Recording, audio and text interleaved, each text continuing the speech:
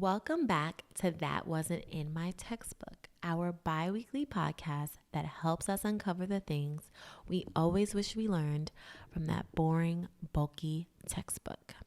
I'm your host, Toya, and you're now listening to episode 10 on the history of cannabis, the big green lie.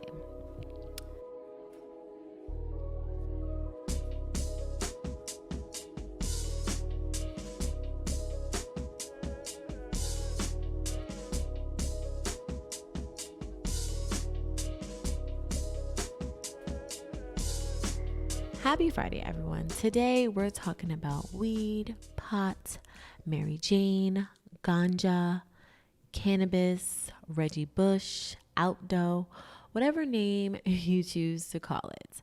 If you're a new listener, welcome. You're now listening to one of the funnest, dopest history podcasts out there that talk about not only things in the past, but the things happening this very second. Now, as someone who's started smoking weed in high school, sorry, Mom, I know you're listening, I'm just very excited for today's subject because cannabis definitely wasn't in our textbooks.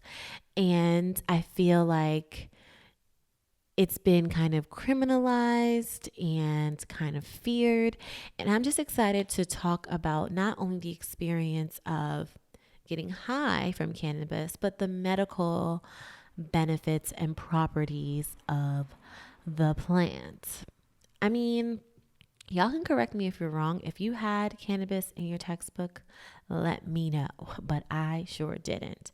Today, we are joined by a special guest, Tammy, who is a dope Black historian, educator, and advocate for cannabis. Before we jump into today's topic, I have some quick Black church-like announcements. The first one is that this in no way is an episode that's encouraging you to go and try cannabis, whether you're interested in smoking it, eating it, or trying CBD, which is more of the medical properties. It's just more of an educational episode where we talk about, the medical properties, and we talk about some of the politics around the criminalization of cannabis that resulted in Black people being disproportionately locked up, right? Because it was positioned as addictive and all these other things that science has proved is not true. The second announcement is that this episode is paired with a dope giveaway. I will be giving away not only one, but 2 stash bags. They're these leather bags. One is brown, one is black, that has a 5-layer technology that coats the smell of weed. It is a gender neutral product. It's a Black owned product, and you can put your weed stash in it, or you can put, a lighter. It can fit pretty much like travel size stuff. It's really, really cool. And it's gender neutral. So you can put in your merch, you can put in your purse, you can put in your bag, you can put in your fanny pack. If you're interested in entering this giveaway, just follow us on IG, Instagram, and leave a comment below in the photo that tells us one thing that you learned from this episode. It's pretty simple. And a winner will be selected at random. You're already listening to the episode, so you're already done half of the work for the giveaway. Congrats. And the last little announcement, it's kind of a big announcement actually, that I have is that we will be kicking off the Well-Read Black Girl virtual festival this year. So our next episode on November 6th will be talking about Well-Read Black Girl, and particularly looking at, the Black woman's battle to the ballot box, because it'll be coming off the cusp of election day. I'll tell you more details about that towards the end of the episode, but just something for you to look forward to. Another reason why you should subscribe right now, if you haven't, because there are dope things going on here. All right, we got the announcements out the way.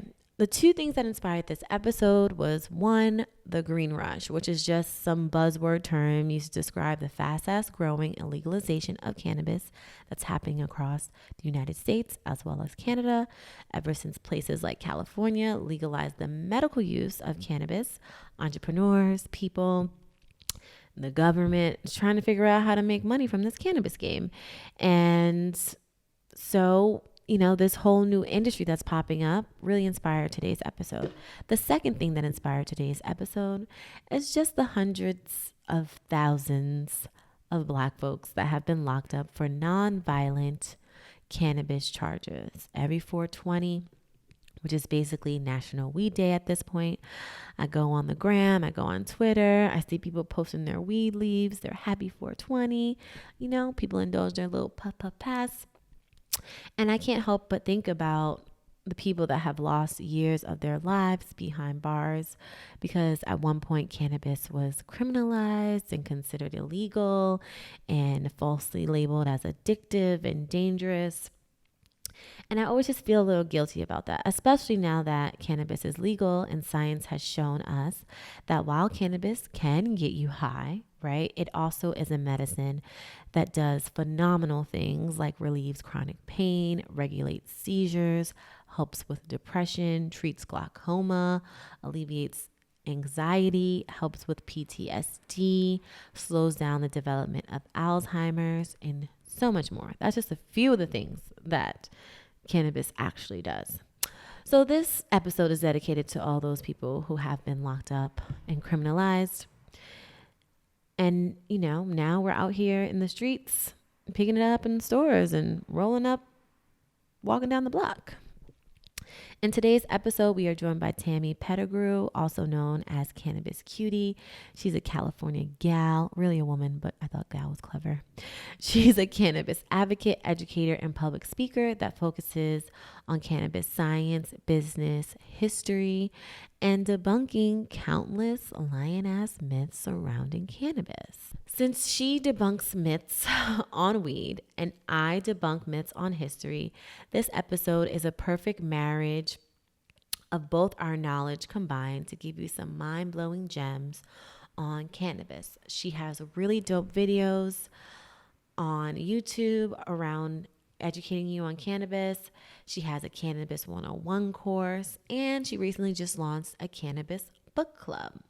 Oh, by the way, I will be saying cannabis a lot throughout this episode. Tammy and I talk about things like the current legalization of cannabis in the U.S. We debate about what should happen to all the non-violent, predominantly Black cannabis sellers who have been locked up now and in the past. She helps us learn the difference between THC and CBD. She also provides some tips for those who are interested in entering the cannabis industry, whether that be as an educator, influencer, whatever. She also gives us her insight on how Black folks can make sure they have a seat in this new green table. And we get a little controversial and talk about mommying and consuming cannabis. And there's more. I know I gave you a lot, but we talk a lot more.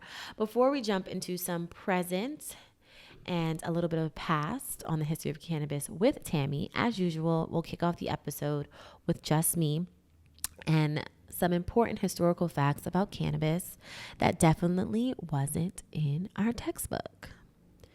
As always, we start with the definition. What is cannabis? Cannabis refers to a tall Asian herb, a group of 3 plants that have psychoactive properties, meaning it affects your brain, has a chemical reaction to your brain. And the 3 plants include Cannabis sativa, Cannabis indica, and Cannabis rutilis, which is hemp, which is a fiber. When the flowers of these plants are harvested and dried, you're left with what a lot of people smoke, one of the most common drugs of the world. You can derive 2 chemical properties from the plants. One is CBD, which has more of the medical benefits shown to help with things like anxiety, depression, and seizures. And then you have THC, which connects to your brain and gives you that high, euphoric, mellow, creative, and in some cases, sleepy feeling. And THC can be smoke, drink, eaten, whatever. Some people call it pot. Some people call it cannabis. Some people call it weed, mostly because it grows wildly and frequently in the right environment. Today, we will not be using the M word to discuss this plant because it's actually a racially charged word created to promote xenophobia against Mexicans. In the interview with Tammy, she tells us a little bit more about this word, gives us a little bit more history on it. So stay tuned and listen to that. Now, cannabis is a huge topic. So I just picked out some important things that you should know. Now, while the legalization of the plant is relatively new, the 90s, early 2000s, the plant has been around for thousands of years, actually, since ancient time. The first record of this plant dates back to 2700 BC, aka a long as time ago, and it was found in a Chinese medical manual. The guy known as the father of Chinese medicine, he was an emperor, had a text that prescribed cannabis to heal things like fatigue and malaria. Around this same time, other Chinese physicians used the seed of cannabis mainly for vegetable oils and proteins. Central Asia and Southeast Asia are considered the regions that first started cultivating this plant. Before the medical properties were known, the plant was used for the fibers it created, creating baskets, fishing nets, stuff like that. Now, how did people realize it could be dried and smoked? Great question. It's not very clear, but people think it was probably discovered accidentally. Somebody was on the cannabis farm and they accidentally started a fire that set some cannabis plants ablaze, and they were standing there, and then they were inhaling it, and then they realized they were feeling a little floaty, a little euphoric, and boom, they realized you could also smoke the plant. Its early spread went from China to Korea to India and then to Eastern Africa. The truth is that cannabis has been controversial for almost as long as humans have been farming it. And they've been farming it for a minute. Many societies throughout history have banned cannabis farming and use. What many of these crackdowns and what people call prohibitions have in common is money, power, control, and distrust of the unknown. When members of a minority or lower class embrace anything unknown or foreign, such as cannabis in this case, the ruling class, the people in power, move to outlaw it as a form of suppression and control. Sounds familiar?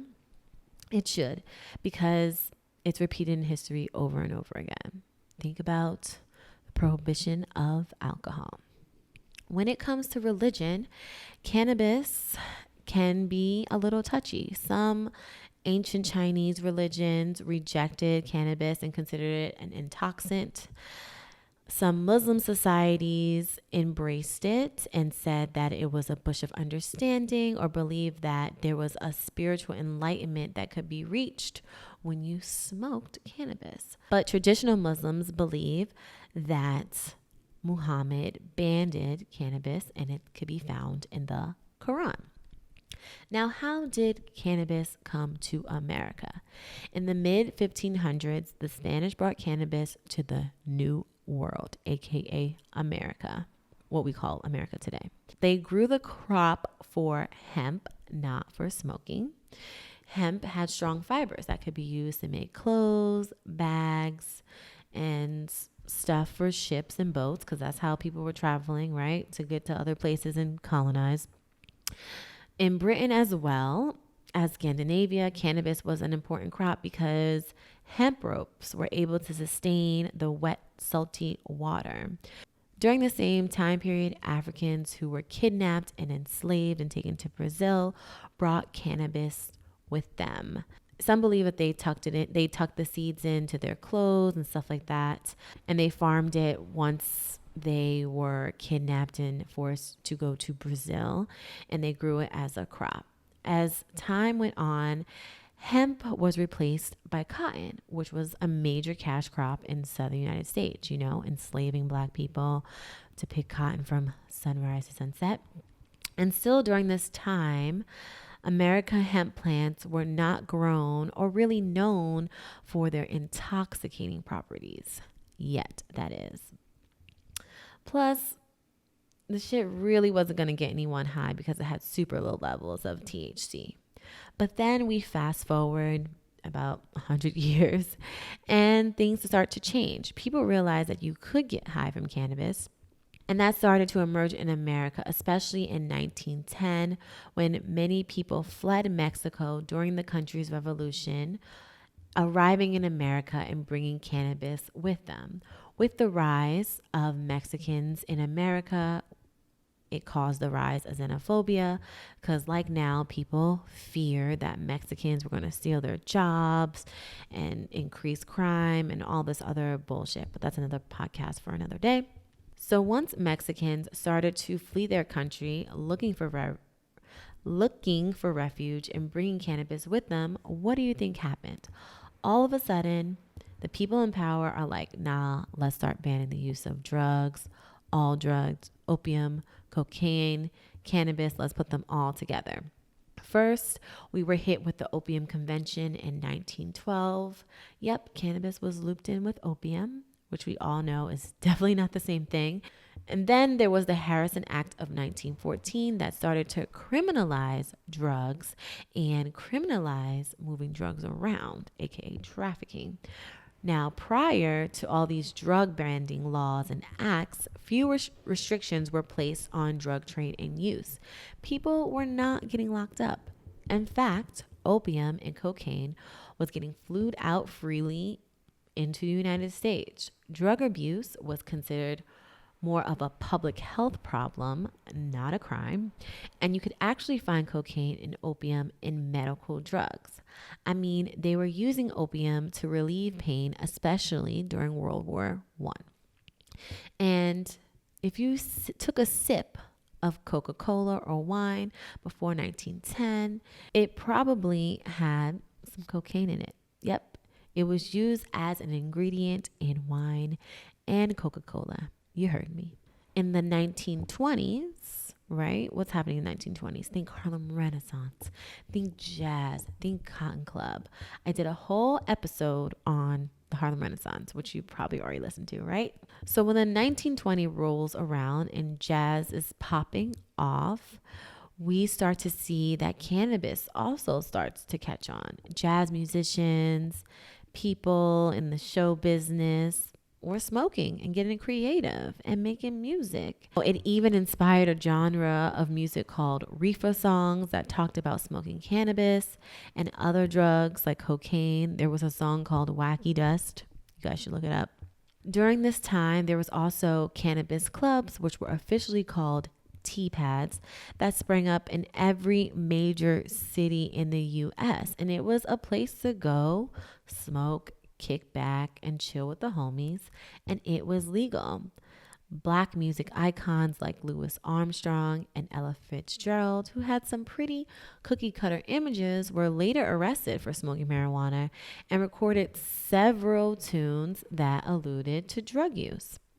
But once Mexicans started bringing cannabis and black folks started smoking it and enjoying it and making songs up about it, it was a wrap. The man did not like that. So in 1925, cannabis was banned and restricted in 13 countries, including the United States.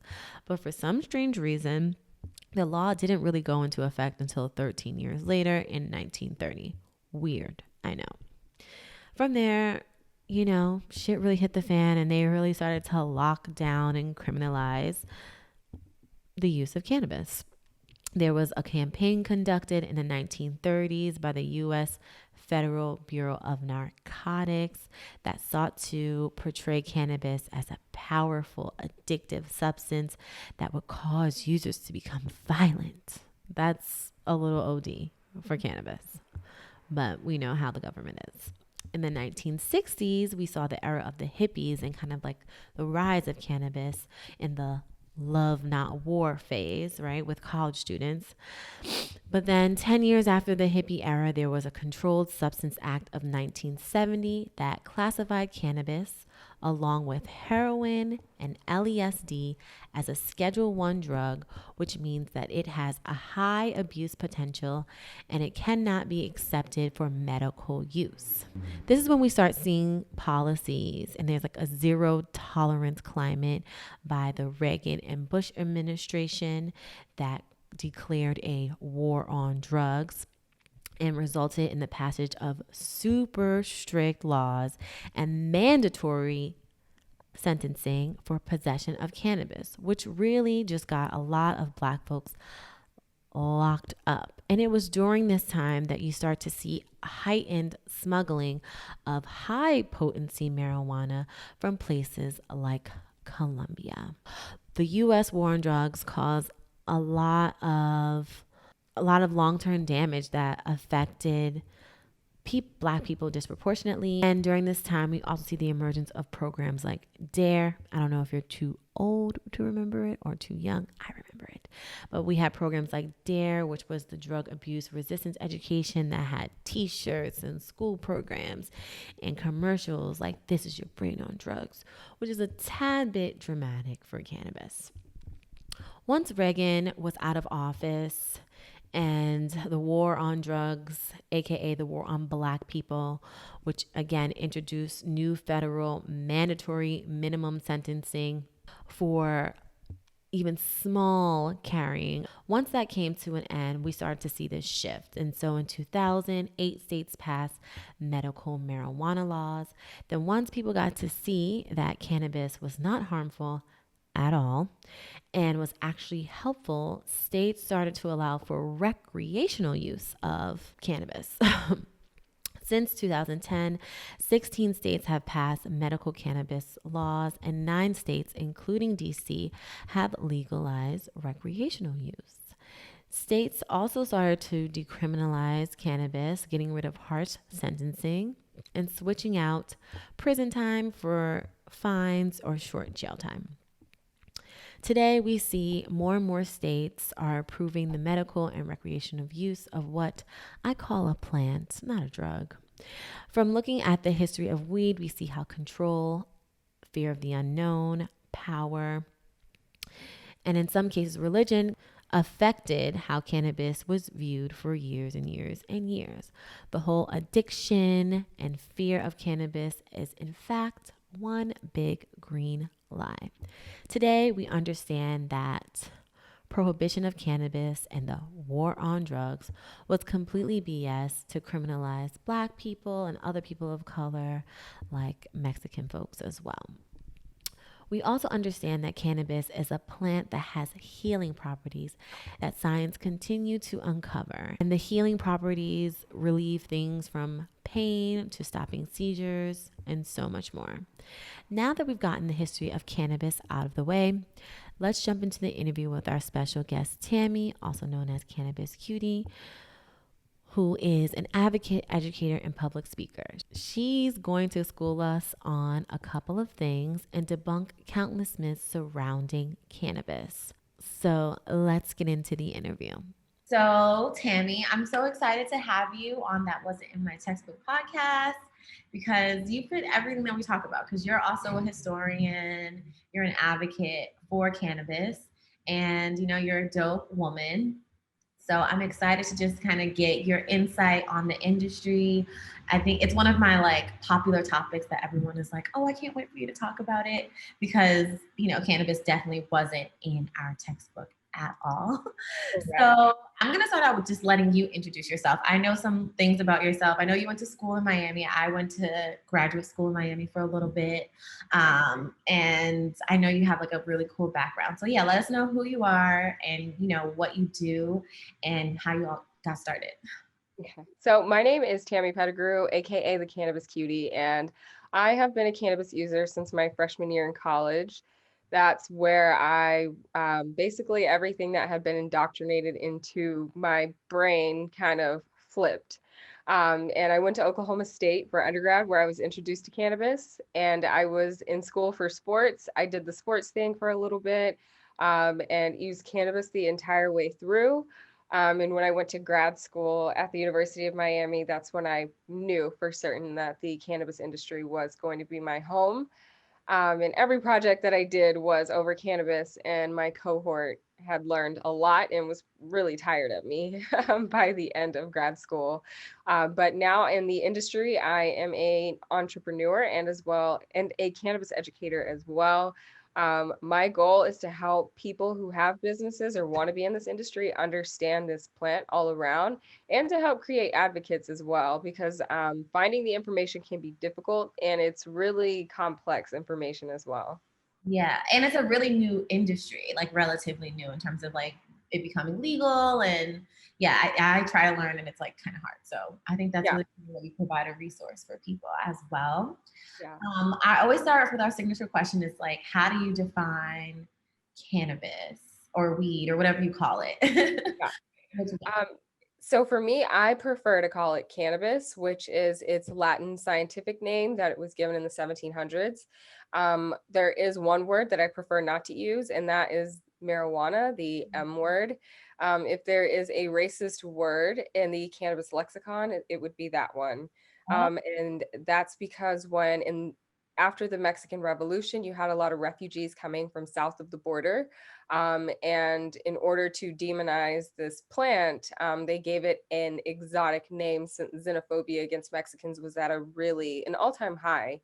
So they started calling it marijuana to give it that exotic Spanish sounding name to scare Americans into what would be modern day prohibition for cannabis.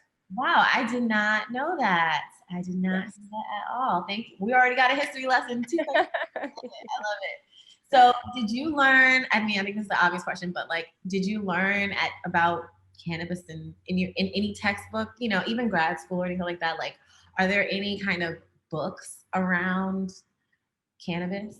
Not in any of my education. There was nothing mentioned about cannabis history, nothing about its medical benefits.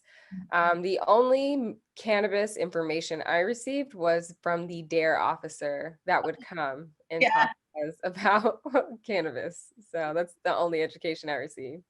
If it could be a part of a textbook, like, what topics do you think is important to include? The endocannabinoid system, I think it's important for people to understand that inside of our bodies, we all have these receptors, and these receptors are basically locks. And locks, in order to unlock it, you need a key. And there are only a few set of keys that fit in these locks. And the key that fits in there are chemicals made in our body, or they're cannabinoids made from the cannabis plant. So I think if we need to learn about anything, it's about how this system and this plant work hand in hand, and they're a perfect match for one another, and that either we were biologically made with this plant in mind or vice versa. But to absolutely learn that our evolution happened with this plant, I think is the most important information we need. Wow, I love the way you were able to break that down. Like, you have locks and keys and stuff like that. Mhm. That's like a really dope understanding. So I know you also have, speaking about education, like you have a cannabis 101 course, and Yes, I I do. need to take that probably stuff. But for listeners who are not familiar with like cannabis, what I guess give us a summary of like cannabis 101. Like what should people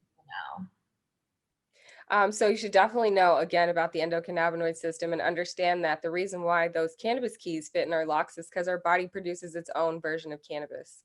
Um, the runner's high, for example, people assume that it is just a dumping of endorphins in your body, and endorphins actually are too big of a molecule to cross that blood brain barrier. That's the whole point of the blood brain barrier. What you're actually getting is an increase in what's called anandamide, or the bliss molecule, and it's shaped very similar to THC. So that runner's high feels like a cannabis high because chemically and molecularly, they're very similar.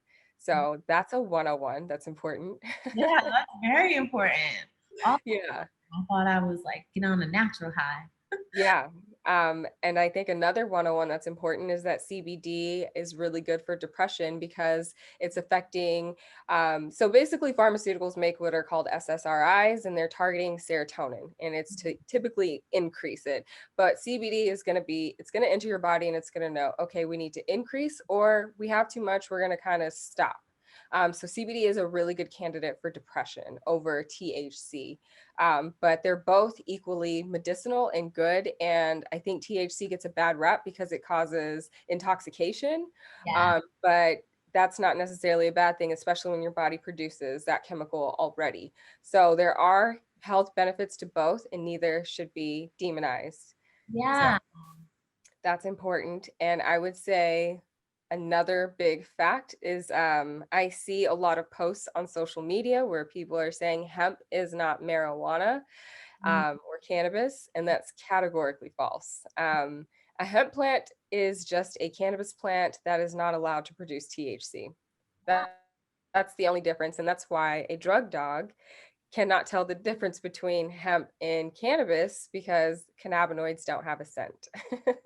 Wow. And I just saw your really dope video. People should definitely check out your like video series that you have on YouTube where you go in difference. You talk about hemp and like the different, why weed was not legal and stuff like that. So you have really good like snippets that really kind of like answer and address some of these things. So I would tell people to definitely check that out.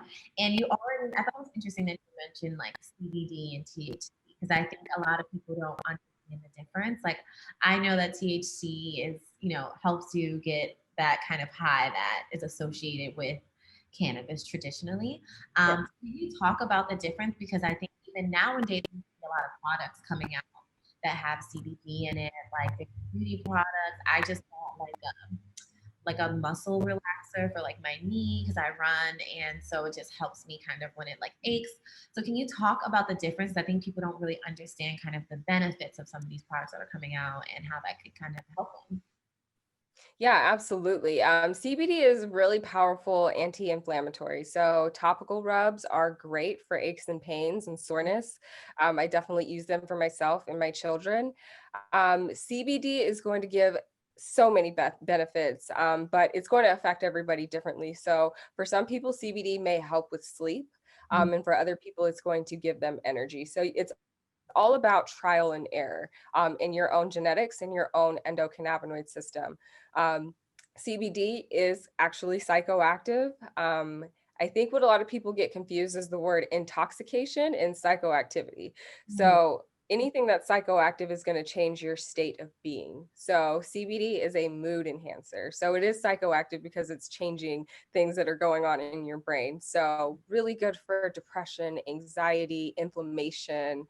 Um, for some people, it's good for sleep. For some, it's good for energy. And CBD works best when coupled with THC, even if it's just 1 milligram. You can think of CBD like a really fast car, but in the Fast and the Furious, they always press this button that turns it up, and that's what the THC is going to do. Okay. And do they both come? They both come from the plant, right? It's just like two Correct. different chemicals from the plant. Yeah. So when the plant starts producing cannabinoids, it always starts with one, CBGA. Everything else is going to be made from that one cannabinoid. So CBGA is like the godmother of all cannabinoids. Without her, nothing else gets produced. So CBGA can turn into THCA, CBDA, CBG, CBCA. So a hemp plant has CBG, but it's just not allowed to turn into any THC. It's just been bred to not do that. So that again kind of helps you understand why hemp and cannabis are the same. One just is not by any means allowed to do what the other one can, full expression. Cool. That's great. Can you define, is it cannabinoid? Is that the word? Cannabinoid? Cannabinoid, yeah. How would Yeah. you? So a cannabinoid is a chemical that is produced from the cannabis plant. Got it. And there's, I mean, dozens and dozens, probably hundreds. We are just scratching the surface on research. That's great. That's great. So talking about like CBD and THC, I had like some people in my DMs asking me questions because I told them I was like, I'm talking to this dope, beautiful smart, cannabis advocate and historian. So they had some questions for you. So I weave them throughout here, but this is one of them because we were just talking about kind of like the science. Are there different strands that you can use for like your menstrual cycle and stuff like that? So when it comes to strains, I don't really like to give strains as example because somebody can be growing Blue Dream on the western part of the US and on the eastern part of the US, and you will have two different chemical Yeah. structures. You could be growing two plants side by side and have two different chemical structures. So typically what I like to say is it's trial and error in journaling. But for a fun fact, um, the CB1 receptor is going to be the receptor that's most interactive with THC.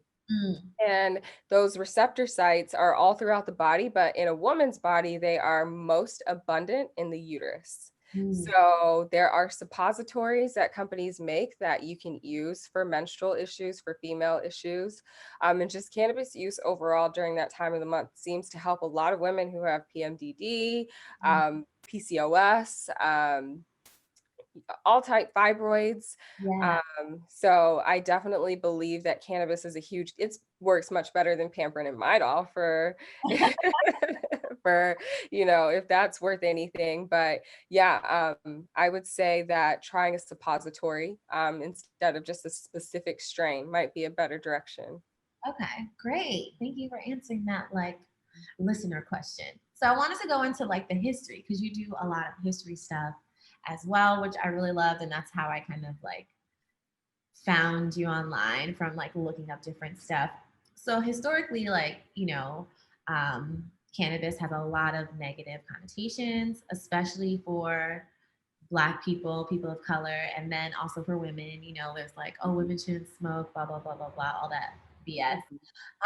What has your experience been as someone at that intersection of being like a woman of color and being a woman, being a person of color and being a woman? Like, what has your experience been like in this fairly new industry? So far my experience has been a good one, but I think it's also carrying myself as more than just your typical pothead stoner, Yeah. um, leading with facts, holding myself as a professional at all times. So for the most part, I feel my experience has been good. It's a female plant. Mhm. Um, it was a majority dominated female industry up until a lot of the a lot of the money and the people that are coming in unfortunately look like all the other industries. But so far I feel I've had a good experience and the community is definitely been welcoming. Oh, that's great. That's good to know because I know it's like fairly new. So I just wanted to know. I have no idea what it's like. And then I know that you focus on like an education component, and I feel like up until like what 1996 was when California you kind of legalized it medically, legalized cannabis medically, and then now it's slowly trending and spreading across different states for not only medical but recreation use. Hmm. And then you also have, Nixon's war on drugs. Like there's a lot of things that have kind of led to where we are today. And we're both Yeah, in California where it's like fully legal. But yeah. um, why do you think that cannabis has taken this journey? Like, why do you think it's becoming legal now? And what are some of the politics you think that are involved in I think when you have so many people with different ailments proving and showing that they're living, that? that no matter how far indoctrinated we are, it starts to wake people up to, hey, if this is so evil, then why is this helping someone? Like, for example, there's a girl by the name of Alexis Bortel who, in order for her to live, they were going to have to take out a piece of her brain to stop her seizing Mm, and she started cannabis. It just CBD only, didn't have a seizure for about 30 days, added THC to that CBD, and she's, I think, on her fourth year, seizure free.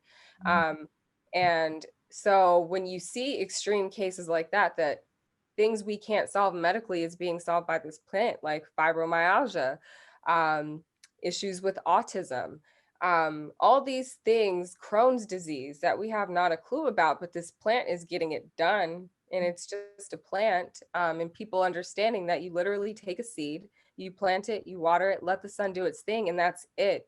How can that be evil? yeah. So I think, with loved ones being on their deathbed and not being able to eat because chemotherapy is killing them, and then they take cannabis and now they're eating and they're gaining weight and they're able to fight, or their loved ones who suffer from AIDS and able to extend their life and stopping their children's seizures. That is where I think the awakening has occurred, seeing that it's improving the quality of life and it's not killing anybody. And then we have this, pharmaceutical issue where opioids are legal and they're acceptable, but they're killing millions of Americans. So I think that also helped play into it, is the opioid crisis. Yeah, I totally see that. And I have been dabbling in some documentaries and stuff like that, and just kind of like the health benefits of, you know, the plant itself and the different things that it's done for people has been amazing. And I don't know, I feel like it also kind of makes me think about all the people who've been locked up for selling it, before this, I guess, discovery of it being something that is actually a medicine. And I guess I wanted to get your opinion on that. Like, what do you think about, because it's like kind of like prohibition, which you mentioned earlier, with the way that cannabis has been handled, and now it's legal, similar to how alcohol was. Although alcohol has no medical benefits. No, it's poison. Exactly, straight poison. But what do you have any thoughts? Because I feel like we have like 420 and everyone gets so excited about it, as a holiday, and we smoke. But I can't help to think about the people who have been locked up for selling it, years ago, and like, or who may still be in prison for those type of sentencing. And Yeah. do you have any thoughts or opinions on that, or like what the government should do for those people, or anything? Yeah, I think if we're going to talk reparations, Mm-hmm. this is the form. We need to be giving these licenses, these retail licenses. First opportunity needs to go there, because if we're going to lock them up and put them in jail for paying their bills with weed money, but the government is now paying their bills with weed money, that's a huge contradiction. And what I've learned, because I'm reading the new Jim Crow right now, which is a really deep dive on the war on drugs, what I've learned is that the war on drugs, what it did was create an entire new caste in the US. So it's not even the fact that people are sitting in jail. It's now millions of people have this thing on their record where now we can legally discriminate against them however we want to, on the basis of education, housing, jobs, loans, voting. That's the whole point of the war on drugs. It's not even the fact that you had to sit in jail for it. It's now there's a label, and the same amount of people that couldn't vote because of Jim Crow, it's about the same today, simply with just the war on drugs. Um, and it's just very hypocritical that we're choosing to punish people for what we would deem just immoral activity. We don't do the same thing for all the sugar and fast food that people are shoving down their throats, and that's actually going to kill them. Cannabis has never killed anybody. So the war on drugs was just a mask for taking people out of the democratic process Yeah. and being able to legally discriminate. America has always thrived on that. That is how we started. And to, take that away was huge. And now they've done it in such a way that it's not on the basis of race, even though majority of people locked up are of Mhm. a minority background. But now they can legally discriminate, and they can't say it's just because you're black or because you're brown. It's because you're a drug user. It's because you've done this. So it is a way for them to do what they love to do. And now that race is taken out of it, it's perfect. So the war on drugs there wasn't a drug issue. 3% of Americans at the time when it started didn't believe there was a drug issue. There was only 300,000 people in jail. We didn't think we were going to need prisons in 15 years. And then all of a sudden, here's this war. And Nixon has come out and said that you could, or his secretary said, you couldn't arrest people for being black or for being anti-war, but you could sure arrest them for weed. So yeah, it was just a ploy. That's crazy. It's also kind of like a new form of slavery. You know what I mean? Like, you lock people up, you get free labor from these people, and then you spit them out and they can't find jobs. They don't have any right to vote. And then you're also kind of recreating this cycle of them feeling like they have to do something illegal in order to survive. So it's just like, it's fucked up. Yeah, in the form of business, it's brilliant. But when you stop and think about the human lives that are impacted, you're taking fathers away from their families. Like, and then, you blame these children. Well, it's because you had a fatherless home, but you're locking them up for nothing, for plants. Yeah. It's just wrong. Yeah, completely wrong. How do you think, I mean, I think you kind of already touched on it with the reparations, which I think is a genius idea. I do think that people who are locked up in prison should definitely, for, selling cannabis, should be they should be training them on how to get licensing and, all the different loopholes that they've created now. If you want to do it legally, they need to have first dibs. I definitely agree. And that could be a form of reparations. How else do you think that, like, people of color can be a part of what they're calling the green rush, which is just the spread and the legalization of, cannabis in the United States in particular? Well, I think for Black people and all people of color, you've got to think about what it is that you are good at. If you're a good storyteller, if you're a good researcher, if you're good at marketing, digital design, interior decorating, science, whatever it is that you're good at, transfer that skill into the cannabis industry.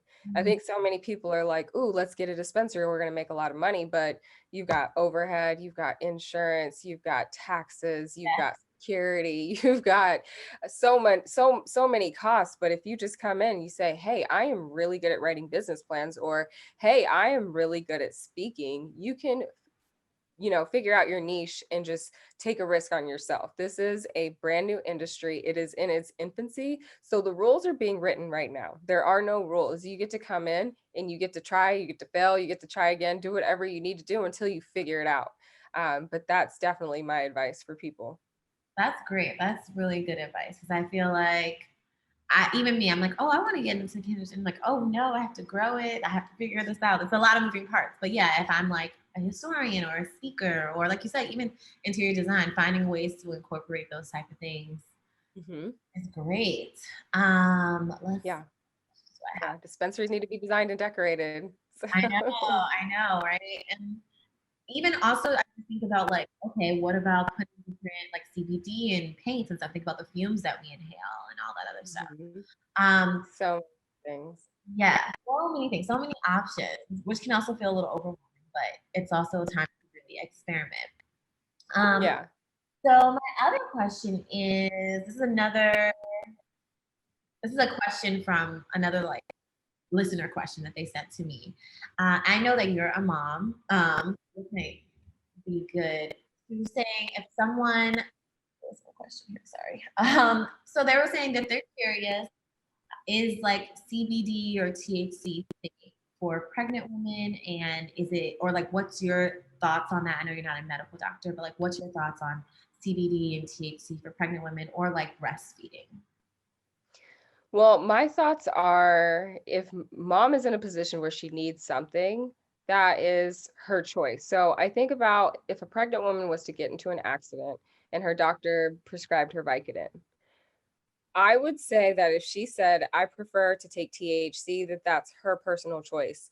And we do know that babies have an endocannabinoid system. The endocannabinoid system is in the sperm, it's in the egg, it's in the placenta, it's in the amniotic fluid, it's in the baby. So it's not something that's foreign. But I would just caution that if a woman needs, just relief, because the depressed mom is no good to a child that's in utero. So just take until, I would say my recommendation is just until you have relief. I wouldn't say smoke a blunt, because smoking is horrible when you're pregnant, but an edible, a tincture, up until relief. I would say keep quiet about it. I wouldn't tell anybody. I wouldn't tell a soul. I wouldn't post about it on any of those baby apps. If you're going to journal, write it on pen and paper, not your phone. CPS is real. And unfortunately, there are states that will take your child if you test positive. And for breastfeeding, same thing. If you're treat it like drinking. If you're going to get high, wait until you're sober to feed that baby again. And CBD is actually really good postpartum, because we all get the baby blues because our hormones go from here at about day 5, they just whoosh.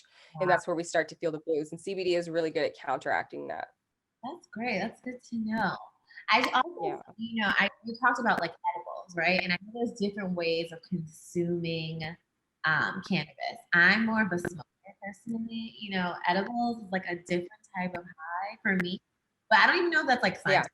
It might just be like something.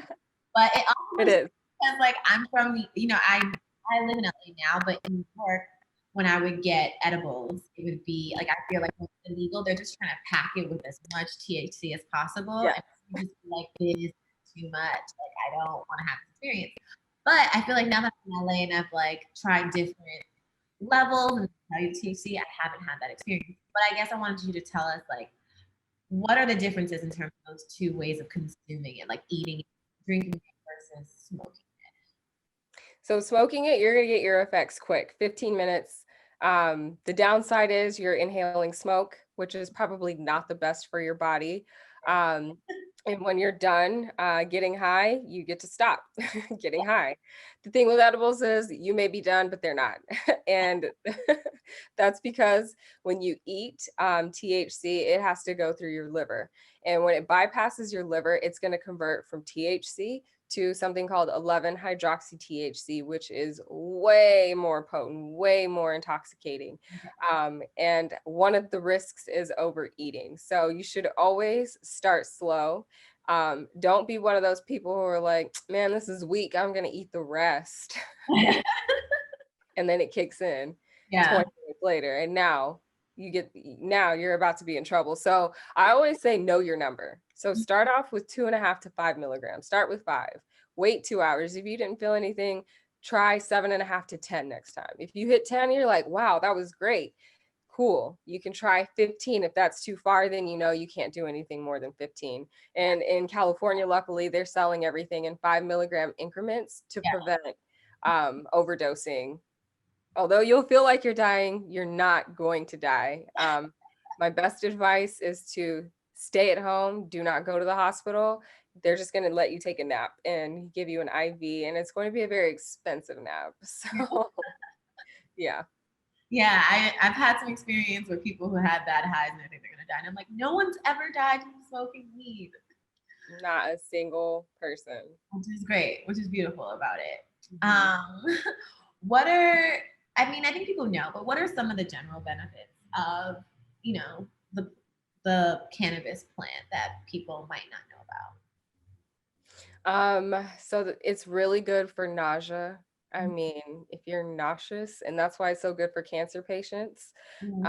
It's really good for pain, anxiety, for sleep, for appetite, for temperature control, blood sugar levels. I mean, people with diabetes get benefits here. It is good for PMS. It's good for migraines. It's good for glaucoma. I mean, and there's so much that it can do. The endocannabinoid system in our body regulates all other systems, cardiovascular system, every single system in your body is regulated by this one system that needs help being regulated by external cannabinoids from the plant. So, well, that's beautiful. That's good to know. You have me like, now I'm going to be like looking up all this CBD stuff. Interview. I saw you had some really cool videos about like the benefits of like mangoes and THC and don't be a THC digger, which I would love for you to talk about that as well. Because we're gonna talk about if people want to start smoking, what they should do. But my question is, do you know like one or two out of the box or lesser known, cannabis benefits or facts or like how to ingest it?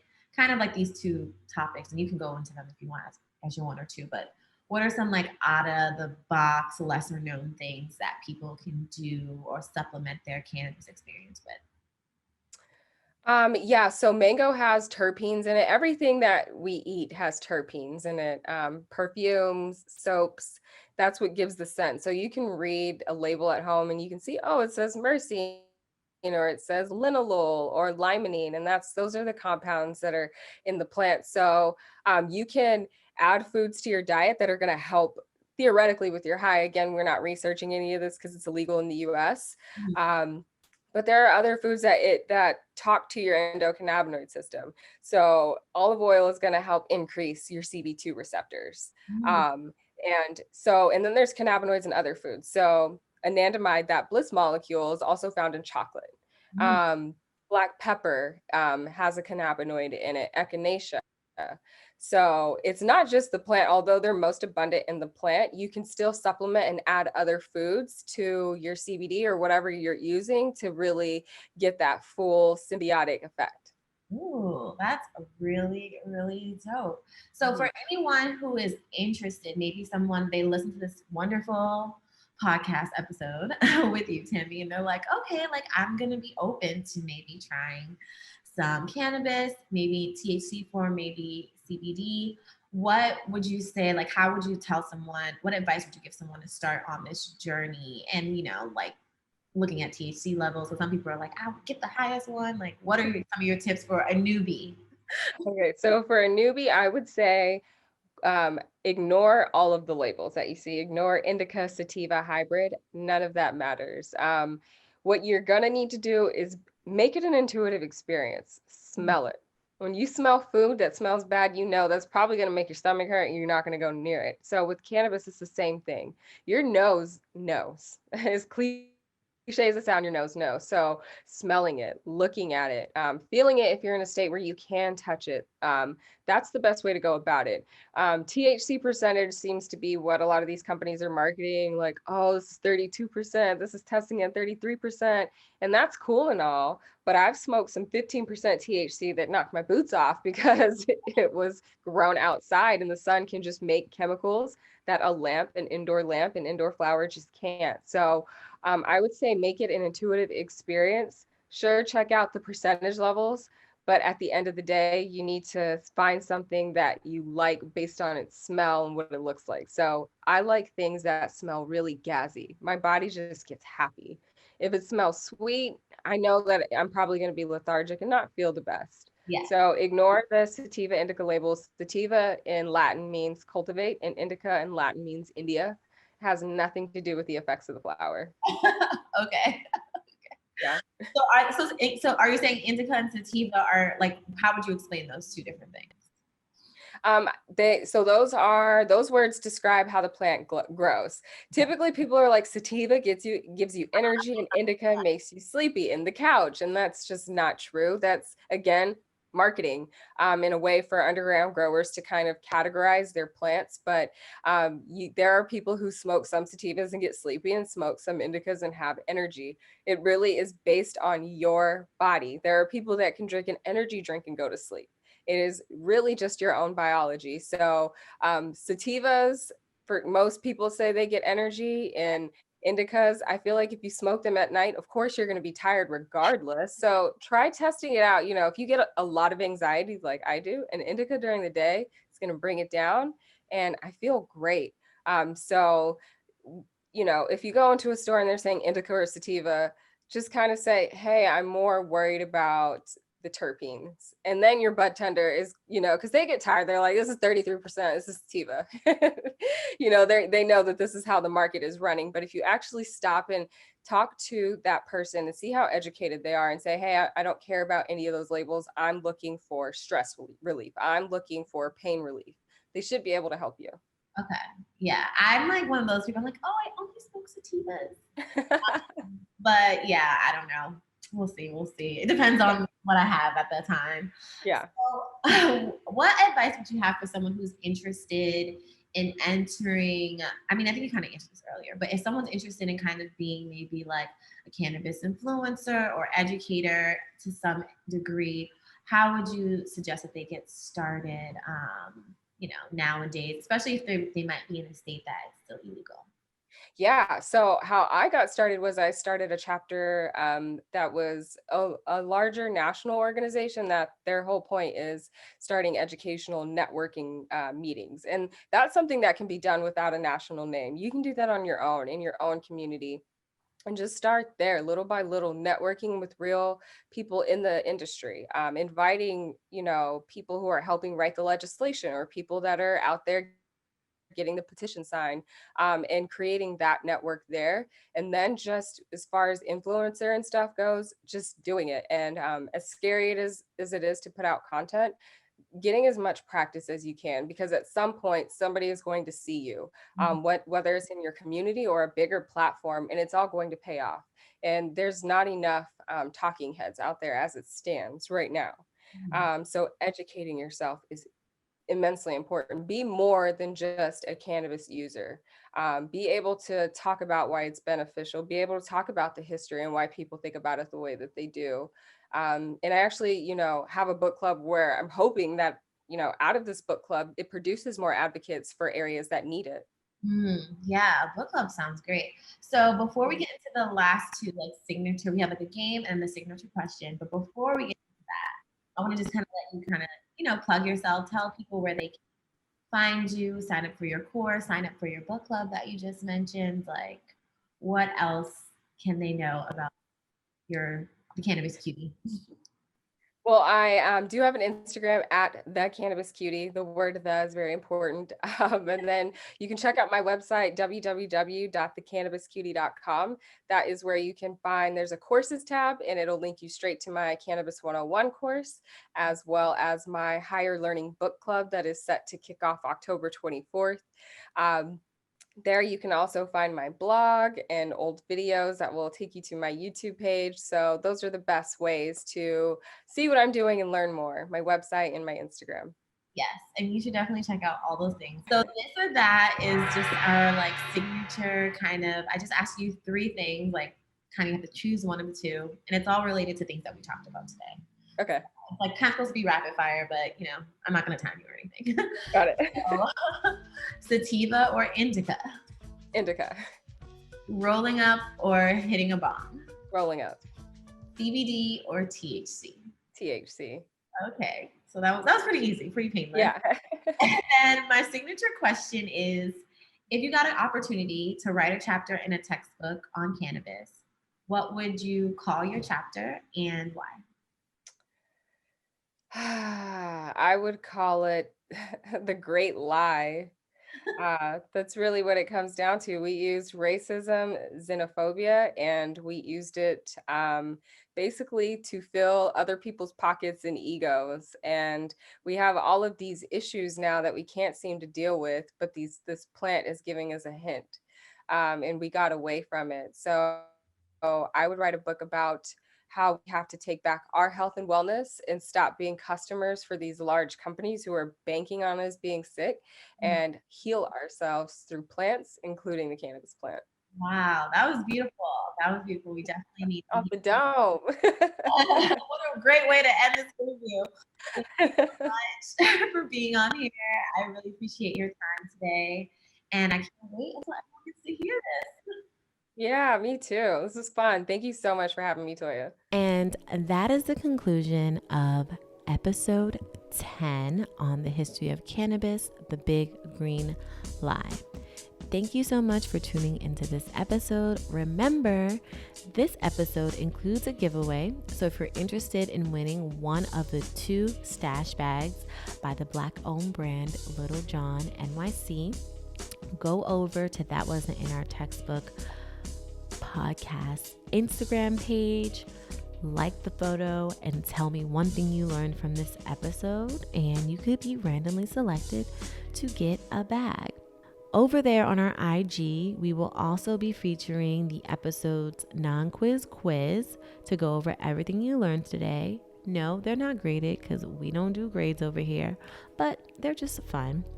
You can always find the non-quiz quizzes on our website and under our highlights on our Instagram page. If you enjoyed this episode, could you do me a favor? Could you tell a friend? Tell them to take a listen. That would be so kind. And if you haven't already, please leave a review. Reviews help us rank, get new listeners, and maybe even help us get a sponsor or two, get some people to cut us a check. You feel me? If you want to take a deeper dive on the history of cannabis, check the show notes on our website at thatwasn'tinmytextbook.com.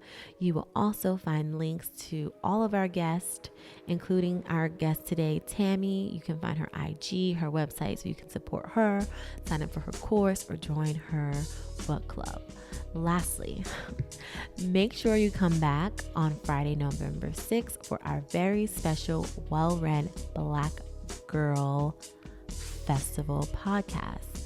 It's going to be live on our IG page, and I will be talking about the Black suffrage movement with Yvette Dion, author of Lift as We Climb, the Black Women's Battle for the ballot box. We will be coming off the heels of the election, and I figure there might be a lot of things going on. We might still be counting ballots. We might be super excited about who the president is. We might be super disappointed. Some of us might be packing up and getting new citizenships. Either way, it will be a very interesting conversation that matches with the time. Thanks again for watching. Talk to you on Friday, November 6th. And until then, remember, knowledge is power.